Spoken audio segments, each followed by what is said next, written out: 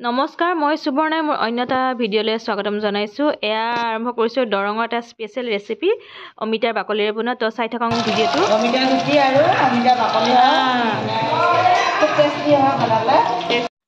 প্ৰথমে অমিতাটো ভালদৰে কাটি পেলাই যিখিনি তৰকাৰী বনাবলৈ আমি ওলাই লওঁ, সেইখিনি তৰকাৰী বনাওঁ। তাৰপিছত এই বাকলিখিনি আমি সুন্দৰকৈ কাটি পেলাই মিহি মিহিকৈ কাটি আৰু গুটিখিনি আৰু বাকলিখিনি ধুনীয়াকৈ ধুই পেলাই জৰজৰীয়া কৰি ল'ম। তাৰপিছতে কেৰাহী এটাত পিঁয়াজ আৰু শুকান জলকীয়া দি পেলাই সেইখিনি বহাই লৈছোঁ। এয়া চাওক, বহাই ল'লোঁ। বহাই লৈ অলপমান ভাজি ল'ম। ভাজাৰ পিছতে লাহে লাহে ঢাকোন নিদিয়াকৈ আমি ভাজি ল'ম। বিৰাট মানে সুন্দৰ ৰেচিপি হয় আৰু খুব হেল্ডি ৰেচিপি হয়। আমি অমিতা খালে তাৰে একো অংশই পেলাই নিদিওঁ। খুব ভাল লাগে, এটা সুন্দৰ ৰেচিপি আৰু হেল্ডি, যিহেতু ডায়েবেটিছ পেচেণ্টৰ কাৰণে খুব ভাল।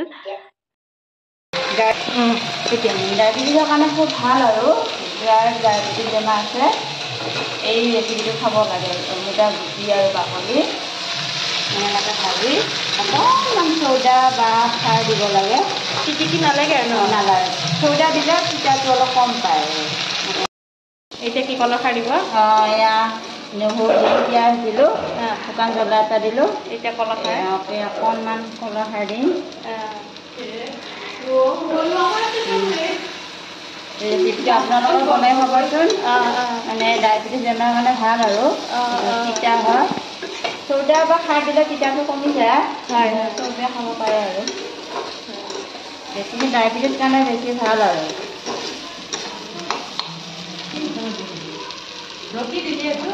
খাৰ হয়, কলা খাৰ। খাৰ নহ'লে চৌদা দিলেও হয়। এয়া আদা নহৰু অকণমান দি দিছোঁ সোৱাদ অনুসাৰে। ভাল লাগিব, হাতেৰে দি দিব আৰু